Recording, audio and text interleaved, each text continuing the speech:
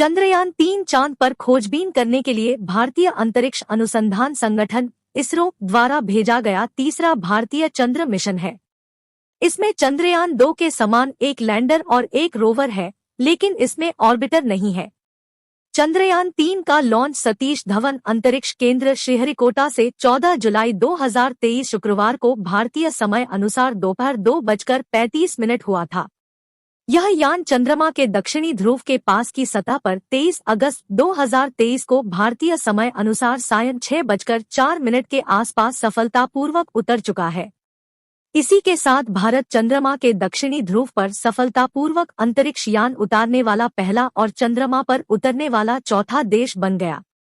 इसरो ने चंद्रयान-3 मिशन के लिए 3 मुख्य उद्देश्य निर्धारित किए हैं, जिनमें शामिल है लैंडर की चंद्रमा की सतह पर सुरक्षित और सॉफ्ट लैंडिंग कराना, चंद्रमा पर रोवर की विचरण क्षमताओं का अवलोकन और प्रदर्शन, चंद्रमा की संरचना को बेहतर ढंग से समझने और उसके विज्ञान को अभ्यास में लाने के लिए चंद्रमा की सतह पर उपलब्ध रासायनिक और प्राकृतिक तत्वों, मिट्टी, पानी आदि पर वैज्ञानिक प्रयोग करना।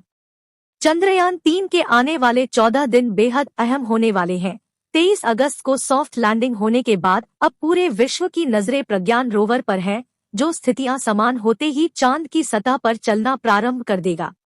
विक्रम लैंडर के अंदर मौजूद रोवर प्रज्ञान के बाहर निकलने की प्रक्रिया अब शुरू हो गई है। रोवर और लैंडर से जो जानकारी इसरो को मिलेगी वह 14 दिनों तक की ही होगी, क्योंकि चांद को रोशनी 14 दिनों में ही मिलेगी। लैंडर और रोवर इन 14 दिनों की जानकारी पूरी सक्रियता के साथ इसरो को भेजता रहेगा, क्योंकि 14 दिनों बाद चांद पर रात हो जाएगी। यह रात कोई एक दिन की नहीं रहेगी, बल्कि पूरे 14 दिनों की रहेगी। रात होते ही यहाँ बहुत अधिक ठंड प्रारंभ हो जाएगी। सोलर सिस्टम होने के कारण विक्रम और प्रज्ञान धूप में ही काम कर सकते हैं, इसलिए वह 14 दिनों के बाद निष्क्रिय हो जाएंगे।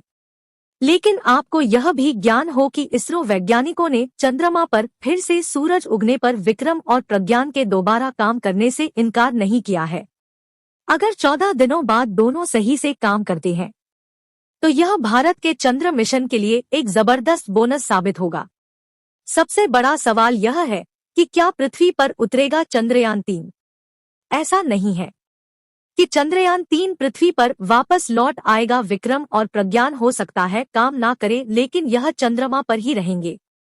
भारत के चंद्रयान-3 का कुल वजन 3,900 किलोग्राम है। प्रोपल्शन मॉड्यूल का कुल वजन 2,148 किलोग्राम है और लैंडर मॉड्यूल 1,752 किलोग्राम है। इसमें 26 किलोग्राम का रोवर भी शामिल है। इसरो पहले ही चंद्रयान की लैंडिंग की तस्वीर दे चुका है, जो 23 अगस्त शाम 6:04 पर सॉफ्ट लैंडिंग के बाद विक्रम के कैमरे से तस्वीर ली गई भेजी थी। चंद्रयान-3 चंद्रमा के दक्षिणी ध्रुव के समतल क्षेत्र पर उतरा है। रोवर प्रज्ञान चंद्रमा की रासायनिक संरचना, मिट्टी और चट्टानों की जांच करेगा। ये ध्रुवीय क्षेत्र के पास चंद्रमा के सतह के आयानों, तेजी, इलेक्ट्रॉन के घनत्व को मापेगा। खास बात यह है कि इस क्षेत्र पर अब तक पूरे विश्व से कोई नहीं गया है।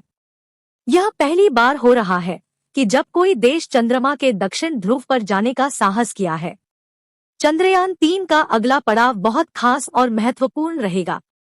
अब सबकी नजरें प्रज्ञान रोवर पर हैं। चंद्रयान-3 का लैंडर मॉड्यूल लैंडर के कंप्लीट कॉन्फ़िगरेशन को बताता है। 26 किलोग्राम वजन वाला यह विक्रम रोवर है। चंद्रयान-2 के विक्रम रोवर जैसे ही है। प्रज्ञान रोवर को चंद्रमा की सतह पर उतरने में एक दिन का समय भी लग सकता है।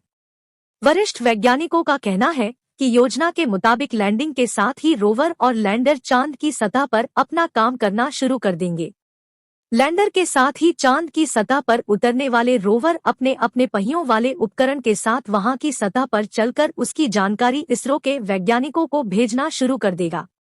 वैज्ञानिकों के मुताबिक सॉफ्ट लैंडिंग के बाद रोवर और लैंडर से जो जानकारी इसरो को मिलेगी वह 14 दिनों की होगी, क्योंकि चांद को पूरी रोशनी इन्हीं 14 दिनों में मिलेगी। उनका यह भी कहना है कि रोवर से मिलने वाली जानकारी बहुत ज्यादा महत्वपूर्ण साबित होगी, क्योंकि वह चांद की सतह पर जाकर लगातार आगे बढ़ता रहेगा। वहीं वैज्ञानिकों का कहना है कि रोवर 14 दिनों के भीतर न सिर्फ अपनी दूरी को पूरा करेगा, बल्कि इसकी पूरी जानकारी इसरो को प्रसारित करता रहेगा। सिर्फ रोवर से ही नहीं बल्कि लैंडर से भी सूचनाएं लगातार मिलती रहेगी।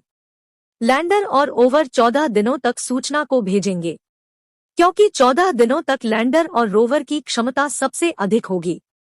इसके बाद की सूचनाएं या तो मिलना बंद हो जाएंगी या उनकी स्पीड ना के बराबर हो जाएगी।